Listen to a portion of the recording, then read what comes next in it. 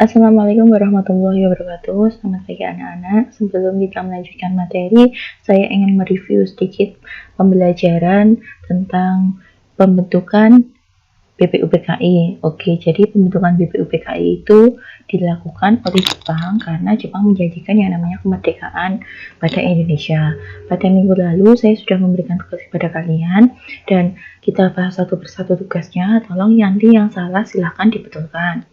Oke, yang pertama yaitu apa nama Jepang BPUPKI. Jadi nama Jepang BPUPKI itu adalah Dokuritsu Zumbi Chosakai. Kemudian dibentuk pada tanggal 1 Maret 1945. Diketuai oleh Rajiman Widyodiningrat dan wakilnya ada 2 orang, yaitu dari Jepang dan dari Indonesia. Dari Jepang adalah Ichibang Shio dan dari Indonesia adalah RP Suroso. Karena BPUPKI bentukan Jepang, jadi anggotanya memang ada orang Jepang. Kemudian jumlah anggotanya totalnya ada 69 orang, yang terdiri dari 62 orang dari Indonesia dan 7 orang dari Jepang. Tugas utamanya adalah mempersiapkan segala sesuatu yang berhubungan dengan persiapan kemerdekaan, yaitu membentuk yang namanya dasar negara dan merumuskan rancangan undang-undang dasar. Bersidang 2 kali, yang pertama tanggal 29 Mei sampai 1 Juni 1945 membahas tentang dasar negara, dan yang kedua adalah tanggal 10 sampai 17 Juli 1945 membahas tentang rancangan undang-undang dasar. Jadi itu seputar BPUPKI. Kemudian pada sidang pertama BPUPKI, Ketua Sidang yaitu Rajiman Widyodiningrat menyampaikan bahwa negara Indonesia jika ingin merdeka harus mempunyai yang namanya dasar. Seperti halnya rumah, jika tidak mempunyai dasar atau tidak mempunyai fondasi maka tidak akan bisa berdiri. Begitu pula Indonesia, jika ingin merdeka dan ingin berdiri maka Indonesia harus mempunyai dasar. Nah, kemudian pada sidang pertama tanggal 29 Mei sampai 1 Juni yaitu membahas tentang dasar negara. Ada 3 orang tokoh yang membahas tentang dasar negara. Yang pertama yaitu tanggal 29 Mei 1945 yaitu Muhammad Yamin. Muhammad Yamin menyampaikan gagasannya tentang dasar negara. Sebelum menyampaikan gagasannya, Muhammad Yamin menyampaikan secara lisan tentang 5 dasar Indonesia merdeka, yaitu ada peri kebangsaan, peri kemanusiaan, peri ketuhanan, peri kerakyatan, dan peri kesejahteraan sosial. Kemudian, untuk dasar negara merdeka secara tertulis, Muhammad Yamin menuliskan untuk dasar negara yang pertama yaitu ketuhanan yang Maha Esa, dasar negara yang kedua kebangsaan persatuan Indonesia, dasar negara ketiga yaitu rasa kemanusiaan yang adil dan beradab, dasar negara keempat yaitu kerakyatan yang dipimpin oleh hikmat kebijaksanaan dalam permusyawaratan perwakilan, serta dasar negara yang kelima adalah keadilan sosial bagi seluruh rakyat Indonesia. Kalau kita lihat dasar negara dari Muhammad Yamin, kita dapat mengambil kesimpulan bahwa dasar negara Indonesia yang sekarang ini yaitu Pancasila memang kebanyakan diambil dari rumusan atau gagasan Muhammad Yamin. Kemudian kalau ini tanggal 29 Mei, ini tanggal 31 Mei, yaitu dari Supomo, yaitu yang pertama tentang persatuan, kedua kekeluargaan, ketiga keseimbangan lahir dan batin, keempat musyawarah, dan kelima keadilan rakyat. Jadi Supomo menegaskan bahwa negara Indonesia yang merdeka bukanlah negara yang mempersatukan dirinya dengan golongan terbesar, tetapi mempersatukan semua golongan di Indonesia, entah itu di bidang sosial, politik, atau ekonomi, agar bisa menjadi satu kesatuan dalam segala lapisan masyarakat.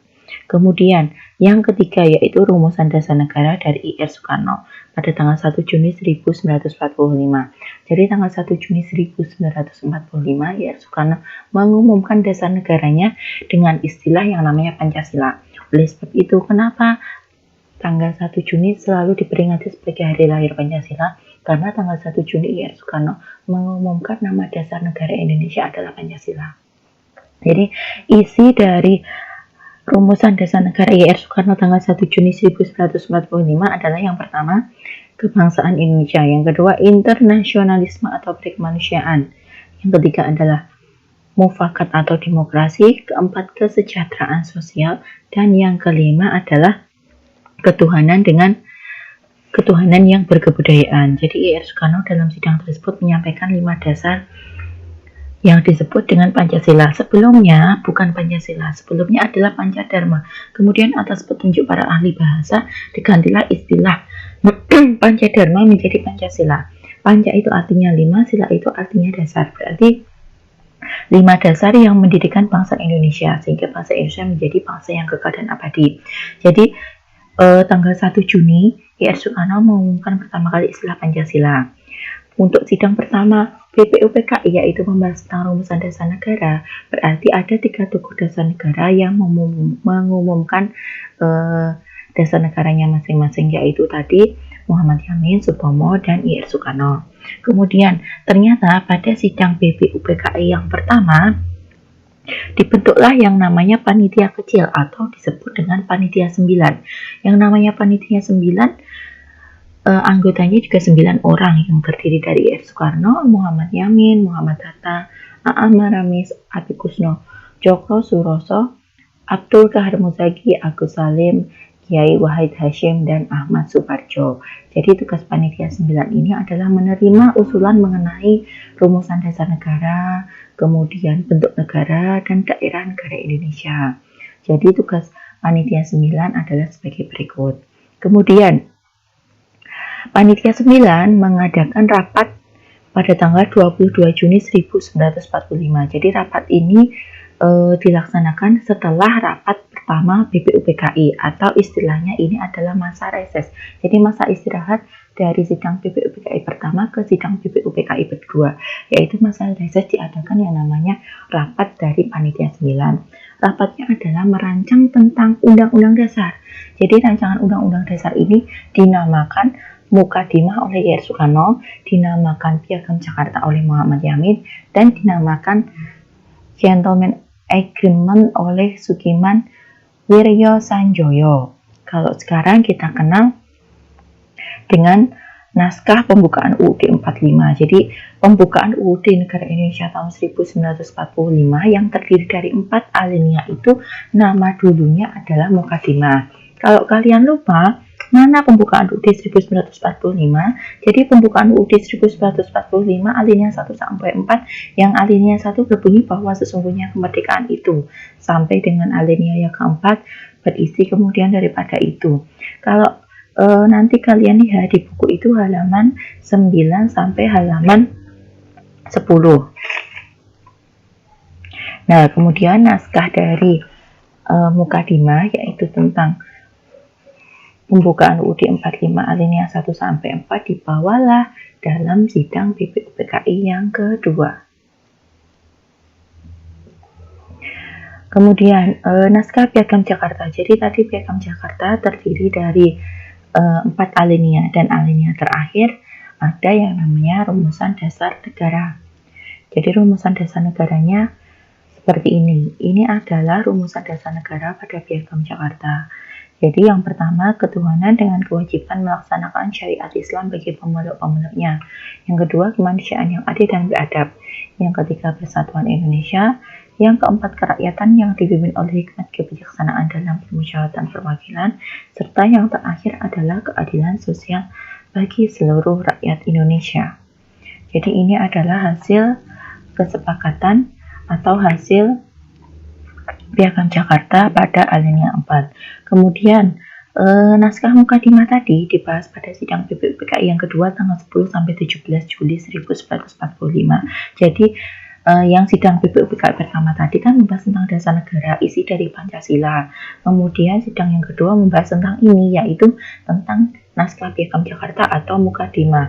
Dilaksanakan selama 7 hari 10 sampai 17 Juli menghasilkan kesepakatan seperti ini tentang alinea 4 yang terdapat pada Mukadimah, atau kalian bisa nanti buka bukunya halaman 9 sampai 10 buku paket merah. Jadi ini adalah materi yang saya sampaikan pada pagi hari ini, yaitu tentang tadi rumusan dasar negara yang disampaikan oleh 3 tokoh, yaitu I.R. Soekarno, Muhammad Yamin, dan Supomo. Kemudian naskah Piagam Jakarta yang dihasilkan oleh Panitia 9, kemudian yang dibahas di dalam sidang BPUPKI yang kedua. Silahkan nanti apabila ada yang kurang paham, silahkan boleh bertanya via WhatsApp Oke, sekarang tugasnya. Tugas kalau minggu lalu tugas tentang PPUPKI. Sekarang tugas tentang PPKI. Jadi, apa itu PPKI?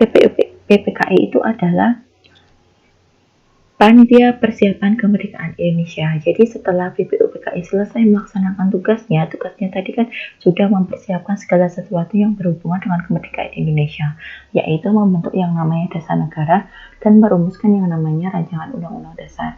Kemudian karena tugasnya sudah selesai, maka PPUPKI dibubarkan dan diganti dengan PPKI. Nah, tugas kalian sekarang adalah tentang PPKI. Yang pertama, apa nama Jepang PPKI? Kedua, kapan PPKI dibentuk? Ketiga, siapa ketua dan wakil PPKI? Keempat, berapa jumlah anggota PPKI? Kelima, kapan PPKI melaksanakan sidang dan apa hasilnya? Keenam, apa tugas PPKI? Ketujuh, mengapa sila pada Piagam Jakarta diubah menjadi ketuhanan yang Maha Esa? Sila pada Piagam Jakarta yang tadi yaitu ini ketuhanan dengan kewajiban menjalankan syariat Islam bagi pemeluk-pemeluknya. Kenapa sekarang kok diganti dengan ketuhanan yang Maha Esa?